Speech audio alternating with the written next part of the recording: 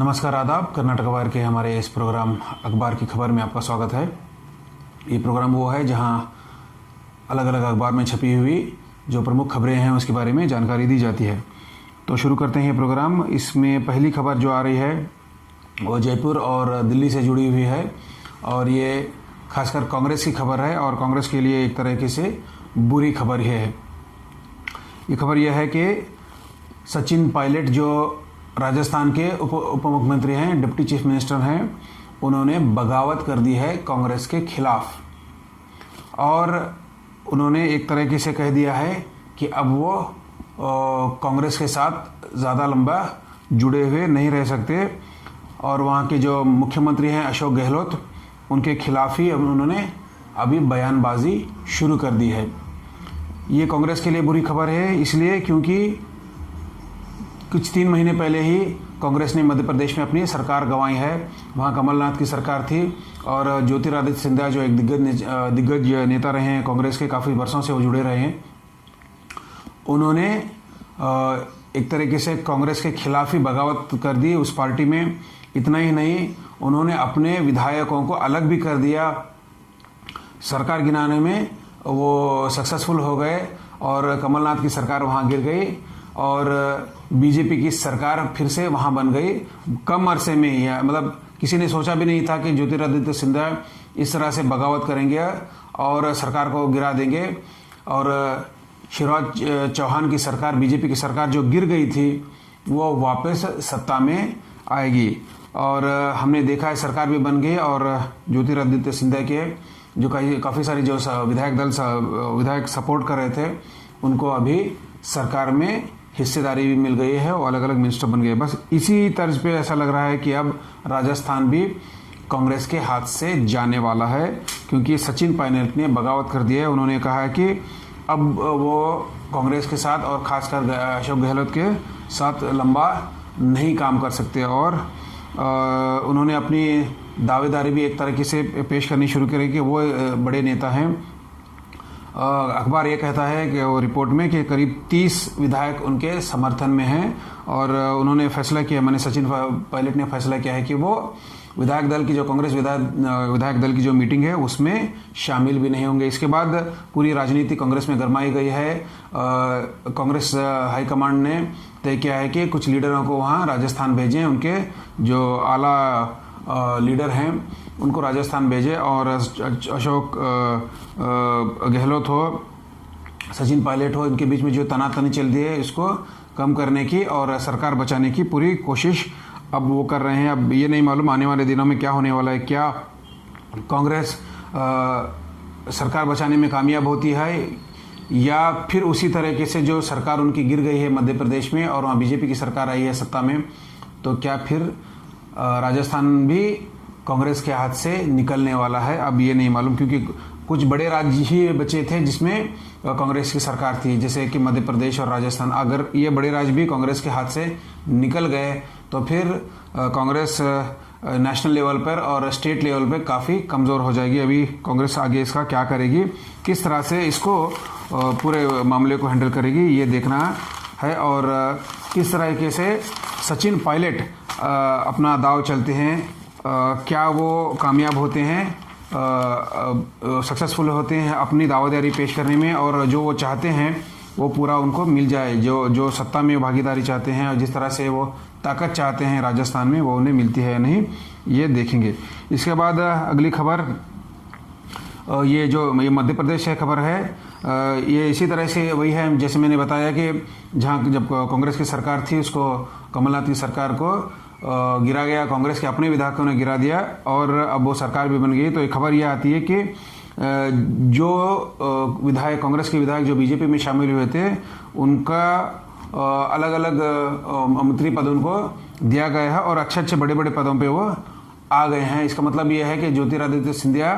कामयाब हो गए हैं अपने विधायकों को मध्य प्रदेश की सरकार में बड़े बड़े अच्छे मंत्री पद दिलवाने में। तो इसके बाद एक उत्तर प्रदेश से, लखनऊ से जो खबर आ रही है वो ये है कि हम जानते हैं जैसे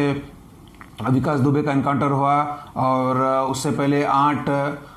पुलिसकर्मियों को इसी विकास दुबे ने मार गिराया था। इसके बाद उत्तर प्रदेश सरकार ने यह तय किया, एक तो उन्होंने SIT बनाई है इस पूरी जांच करने में, और अब एक जो खबर आ रही है कि एक मेंबर के एक जुडिशियल कमीशन भी बनाया जाएगा, सिंगल मेंबर जुडिशियल कमीशन, जिसमें वो एक रिटायर्ड जज रहेंगे और उनको जिम्मेदारी ये दी गई कि ये पूरा जो मामला हुआ है उत्तर प्रदेश में, खासकर लखनऊ में, जहां 8 पुलिसकर्मियों की हत्या की गई, उसके बाद विकास दुबे का इनकाउंटर हुआ इसी बीच, और विकास दुबे के कई सारे लोगों का भी इनकाउंटर हुआ। तो आखिर ये पूरा क्या है मामला, किस तरह से ये हुआ, इसमें कौन कौन शामिल था, क्या इसमें पुलिस वाले भी शामिल थे, क्या कोई नेता इसमें शामिल थे, ये जो भी है इस रिपोर्ट को सामने रखने के लिए जुडिशियल कमीशन बनाई गई है। और उसका वक्त तो नहीं तय किया गया कि वो कितने दिन में उसे रिपोर्ट देगी, लेकिन ये एक सरकार ने, उत्तर प्रदेश की सरकार ये चाहती है कि इसमें कोई जो भी इन्वॉल्व है, जो भी मामला हुआ है, वो जनता तक पहुँचे। अब पहुँचेगा या नहीं, इसमें कितनी सच्चाई आएगी, या ये जुडिशियल कमीशन सिर्फ एक नाम के लिए रहेगा, क्योंकि हम जानते हैं काफ़ी सारे आरोप लग रहे हैं उत्तर प्रदेश की सरकार पे। उन्होंने जानबूझ के ये विकास दुबे का एक तरह के से प्री प्लान्ड एनकाउंटर करवाया, क्योंकि उनको लगता था कि कई सारे जो नेता जुड़े हुए थे, अगर ये जिंदा रहता विकास दुबे तो उनका नाम बोल सकता था और वो मुश्किल में आ सकते थे। तो अब जब जुडिशियल कमीशन बनाई गई, इससे कितना फ़ायदा होगा या इससे क्या क्या इंफॉर्मेशन, जानकारी लोगों तक पहुंचेगी, नहीं मालूम, ये आगे देखेंगे। तो अगली खबर कर्नाटक से जुड़ी हुई ये आ रही है, ये एक तरह से कोरोना से जुड़ी हुई है। हमने देखा मुख्यमंत्री जो हैं BS येडियुरप्पा, उन्होंने ये ऐलान कर दिया है कि बेंगलुरु रूरल और बेंगलुरु अर्बन, ये 2 ज़िलों में कर्नाटक में 1 हफ्ते का लॉकडाउन वो उन्होंने घोषित कर दिया है, क्योंकि जिस तरह के केस की संख्या, पॉजिटिव केस की संख्या जो बढ़ती जा रही है, उस पर थोड़ी रोक लगाने के लिए ये फैसला लिया गया है। अब इसके बाद ये दूसरी खबर ये आ रही है कि हो सकता है कि इसके अलावा, जैसे बेंगलुरु और